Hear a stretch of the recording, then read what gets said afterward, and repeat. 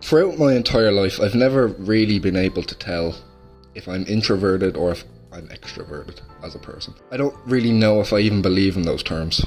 You know, through different parts of life, I felt one way, I felt the other way. In different parts of a single day, I felt one way or the other way. But one thing I do know is that having friends and having a group of people that really mean something to you is a powerful thing. It has, and I don't think it even has anything to do with the amount of time that you have known somebody for. Some very powerful relationships can be made very quickly. When you're in school, you don't know what the rest of life is like yet. You haven't lived it. You think that all of life is exactly how it is when you're in school because that's all you know. You think you're going to have all these friends, you're going to know so many people, and then once it ends after a couple of years, you start to realise that everybody just goes their separate ways. The rest of life can be quite lonely. And I think I was feeling that quite a lot myself. After flopping college and not knowing what I wanted to do with myself, so just working full-time in a bread factory, working night shifts till 4 a.m. in the morning, I felt very alone. I didn't know I needed it, but I needed to be a part of a tribe. So after the move to Spain, with Jay, my best friend, and him telling me that there's a Gaelic football team in Marbella, we're joining it. I've never played, if you don't know, anybody who's not Irish, Gaelic football is an Irish sport. It's the dumbed down way of putting it would be, it's like halfway between soccer and rugby. It's the easiest way to put it. I had never fucking played this sport a day in my life. It's the most played sport in Ireland, especially outside of Dublin, in more of the rural areas. It's the most played sport. And I'd never played. I mean, as a kid, I've fucking, played it as a kid. You kick the ball around at lunchtime or they make you play it in school or some shit, But I'd never been on a team playing it myself, wanting to play it myself, willingly caring about it and actually wanting to be good at it. Now, there's a difference between just playing a sport and training and playing a sport. So I think the third day after we arrived in Spain, we were at our first training session in another country surrounded by Irish people. And just because of that, just because you have the same background and you are here to do the same thing in the same place, everybody had left home for similar reasons when you go to the very roots of it. You're already brothers. You already have so much in common that at the end of a training session, you're not even talking to people. After 90 minutes of fucking kicking a ball and screaming at people, you're fucking best friends. I'm sure this goes for almost everywhere, no matter where you're from in the world, but when you're from a place, it's almost like the culture, it's almost like it doesn't count. Because you're around it, it just is everyday life. Like when you're in Dublin, people don't walk around doing super Irish shit, speaking in Irish, singing rebel songs at the end of a training session. It almost feels like the Irish culture is stronger out here than it is back home. Strange. That is something I could not wrap my head around when I first got here. People from Argentina, there's maybe not almost as many, there's 5 or 6 Argentinians playing an Irish sport that only Irish people play in Spain. Well, why are you in Spain playing this Irish sport? It really only gets played back in Ireland. That makes sense. Meeting people who, when you speak to them, they sound English. They speak with English accents. And then you talk to them and you find out they were born here. They were born in Spain. They speak Spanish fluently. Just they had English parents or something. They're at this club playing an Irish sport outside of Ireland as well. All of these things were so shocking when I first got here. I did not know the length of which culture could go to. Only now when thinking about it and trying to explain this have I really realised how much my perception of life in general has changed solely from joining this club. I can drink beer now. I never really liked beer before playing this, but after the first training session running around in 30 degrees Celsius heat, and then being handed a fucking cold beer from a cooler, you're still pumping sweat. The first sip of that beer, I felt my neurochemistry change. I get it now. Beer's nice. I like beer now. The amount of things in such a short amount of time that you go through with those kinds of people, who within the first hour of meeting are already your brothers.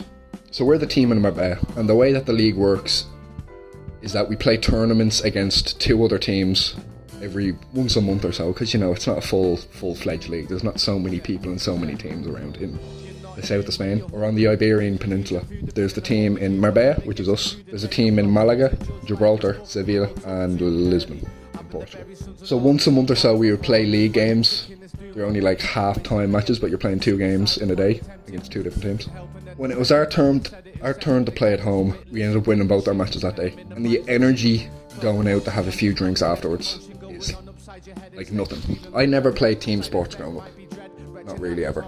I was never much of a sport person. I trained martial arts as a teenager, as the opposite of a team sport. I'd never experienced this tribal feeling of going out after a victory, especially in a rough enough sport like Gaelic football, where everyone's battered, people are limping, pub to pub, people walking around with black eyes, somebody fucking broken a collarbone. Oh. One guy named Tom, who was a little bit older on the team. Well, in fairness, most of the team is old enough. I would say the average age is probably around 30 for the men. This one guy, Tom, his whole life he just loves to drink and to party. And now he's in his 30s and he hasn't stopped, he's still going. But he decides he wants to fucking smoke a joint while he's drinking. Like, I'm 24 now. I've had to stop doing that. This fella's 10 years older than me. And he thought it would be a good idea to get crossfaded. But as we're walking between pub, we leave one pub after drinking so many drinks, we're walking to the next bar. He's getting sick while he's walking. He's just stopping in the bushes to go. And then continue on. And this just went on. He never stopped until we got to the next pub and he started drinking again. And this all led to probably, maybe not the craziest, one of the most interesting nights of my life. It was the very last tournament of the season. This was in, this would have been just March just gone. We were in Seville, which is another city in southern Spain. It was a 3-hour drive from where we are. We ended up doing very poorly that day. Very poorly. I think, yeah, we did. We lost both of our games.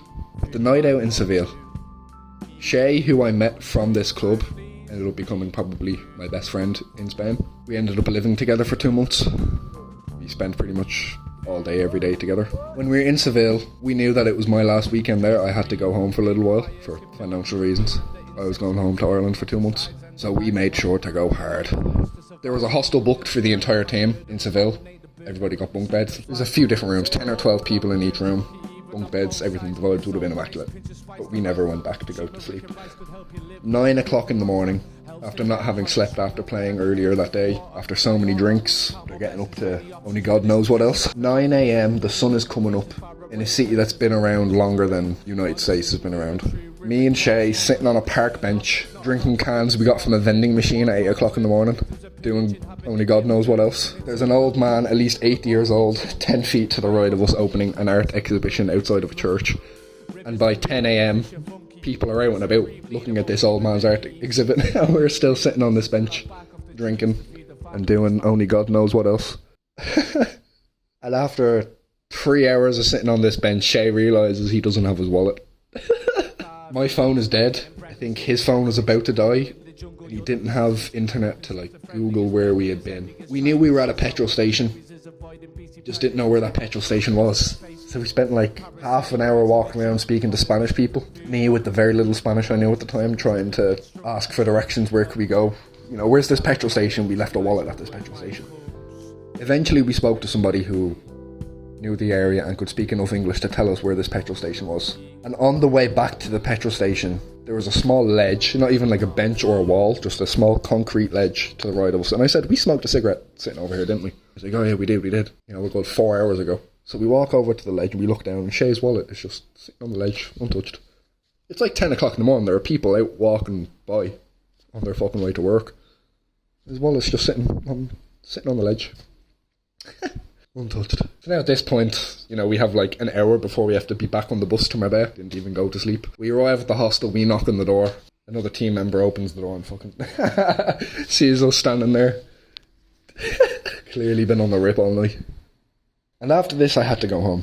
That was the last memory I had of this group of people that had come to mean so much to me over the prior months. When I did eventually come home, I'm sorry, there's a Freudian slip there. When I eventually came back to Spain from Ireland, I'd missed all of the last training sessions and the last league game. And the one last day I got to spend with all these people was a family day. The Argentinian people did a barbecue. We played a match for fun. We did Ireland against all the non-Irish people. And we won. Vegas Lydia. But it's August now and it's been 3 months of summertime. And I haven't seen anybody. I've been by myself all summer with a lot of time to think. And it's really only become apparent to me now how important all those times were. So on the days that I'm feeling especially bored and I'm thinking that my times here are coming to an end, I need to move on and find something new to do. Shit's just not happening here. I realise it's because I'm by myself. And that I need a tribe. I've got to find me some friends. some people that I give a shit about, and then I can make shit happen.